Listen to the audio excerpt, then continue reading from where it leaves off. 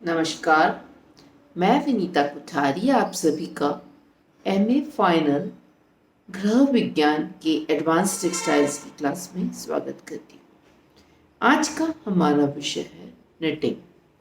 Knitting वस्त्र निर्माण की सबसे प्रचलित कला है। इसके द्वारा वस्त्र निर्माण बुनाई के पश्चात दूसरे नंबर पर आता है। इस विधि से वस्त्र स्त्रियां सामान्यतः घरों के अंदर स्वेटर, मोजे, टोपे, शॉल, जर्सी इत्यादि बनाती हैं। निटिंग विधि के द्वारा वस्त्र निर्माण हाथ और मशीन दोनों से किया जाता है, जिसमें एक ही धागे को सिलाइयों अथवा सुई की सहायता से फंदा निकालकर बनाया जाता है। इसमें हर दिशाओं में फैलने की क्षमता होती है। इनसे हॉइजरी, स्वेटर, जर्सी, कार्डिगन, बनियान, आउटवेयर या अंडरवेयर्स बनाए जाते हैं।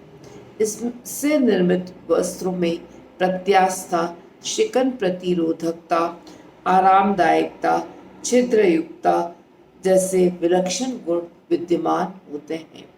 ये शरीर पर आसानी से फिट हो जाते हैं। अतः इन वस्त्रों से शारीरिक संरचना के अनुरूप वह हमारा व्यक्तित्व व्यवस्थित दिखता है। निटिंग एक ही धागे से फंदा निकाल कर वस्त्र निर्माण की विधि है। निटित वस्त्र के संबंध में डॉक्टर लेपार्थ ने अपनी पुस्तक टेक्सटाइल्स ओरिजिन ऑफ यूसेज में वर्णन किया है।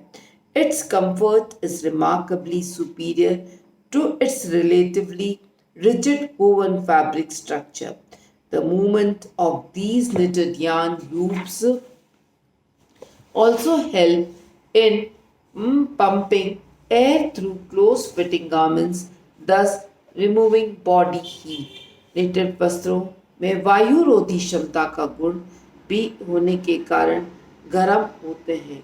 साथ ही इनकी बुनाई संरचना की विशेषता पसीने को सोखने और गर्मी को बाहर निकालने में भी सहायक होती है।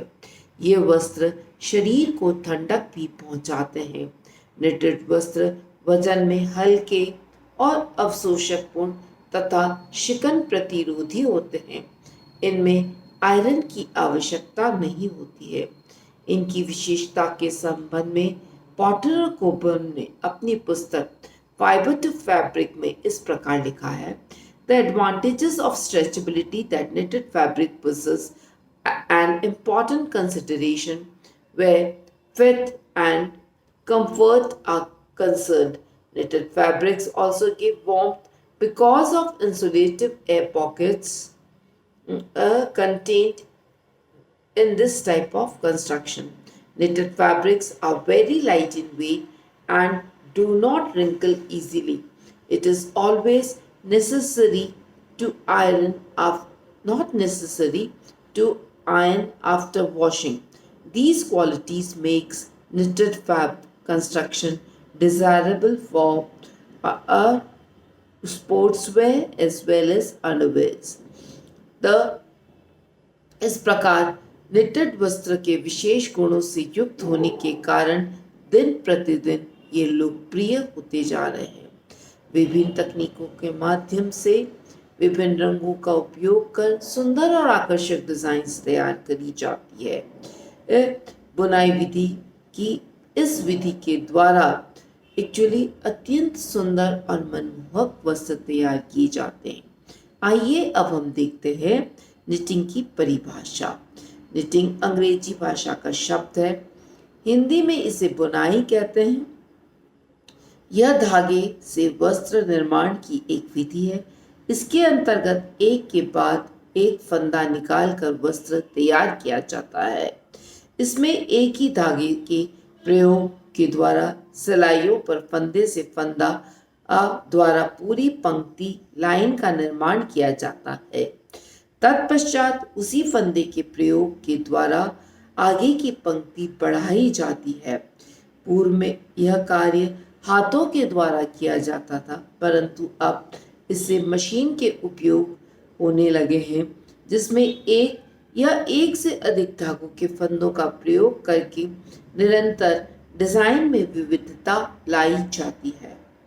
हॉलन एंड सैडलर ने निटिंग को परिभाषित करते हुए कहा, knitting is cloth manufacturing process in which needles are used to form series of interlocking loops from one or more yarns or from set of yarns। अर्थात निटिंग वस्त्र निर्माण की वह प्रक्रिया है जिसमें एक या एक से अधिक धागों से सुई के प्रयोग के द्वारा फंदों का अंतर गुथन के द्वारा पंक्ति दर पंक्ति वस्त्र निर्मित किया जाता है।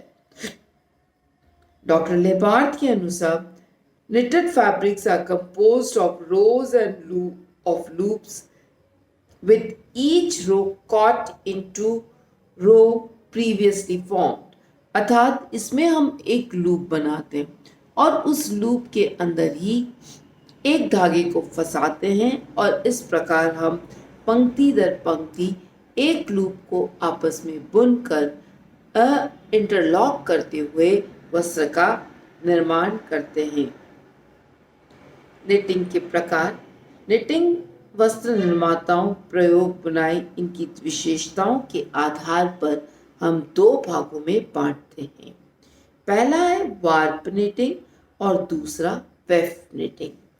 तो आइए अब हम वेफ्ट निटिंग या फिलिंग निटिंग के बारे में अध्ययन करते हैं। इस विधि के द्वारा निर्मित वस्त्र हाथ की जाने वाली बुनाई की तरह होता है।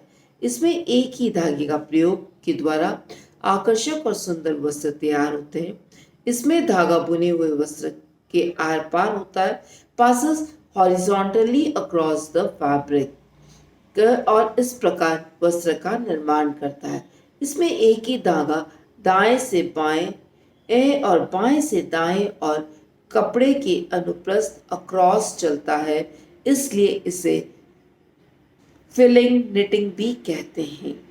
इसे फिलिंग निटिंग इसलिए कहा जाता है क्योंकि इसमें एक ही धागा दाएं से बाएं और बाएं से दाएं और कपड़े के अनुप्रस्थ रेखा के अंदर चलता है, इसलिए इसे फिलिंग निटिंग या वेफ्ट निटिंग कहा जाता है। वेफ्ट निटिंग फ्लैट अर्थात सपाट, वर्तुलाकार या सर्पाकार, हेलिकल या सर्कुलर हो सकती है। फ्लैट में धागा हॉरिजॉन्टली क्षैतिज दिशा में दाएं से बाएं और बाएं और से दाएं और चलता है, जबकि वर्तुलाकार या सर्पाकार में धागा स्क्रू पर लपेटे जाने के समान वर्तुलाकार या सर्पाकार घूमता है। सामान्यतः इसका प्रयोग हम 4 सिलाइयों का एक ही धागे से प्रयोग कर गोल गला अथवा वी नेक बनाने के लिए उपयोग करते हैं। सर्कुलर निटिंग के द्वारा वस्त्र निर्माण इसी सिद्धांत पर आधारित है। वेफ्ट निटिंग हाथ या मशीन से की जाती है। इसमें रंगों के धागों के साथ बुनाई प्रक्रिया में परिवर्तन लाकर हम विभिन्न प्रकार के डिज़ाइंस तैयार किए जाते हैं। इसमें हम 3 प्रकार की रचनाओं का उपयोग करते हैं।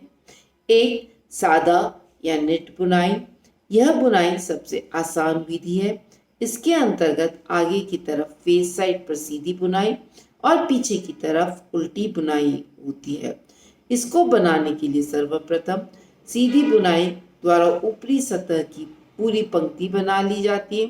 तत्पश्चात उल्टी बुनाई द्वारा कपड़े को पीछे की सतह बनाई जाती है। इस प्रकार पंक्ति दर पंक्ति बुनाई करते हुए वस्त्र का निर्माण किया जाता है। इसे सहज रूप से समझने के लिए हाथ से बुने हुए स्वेटर या जैकेट देख सकते हैं।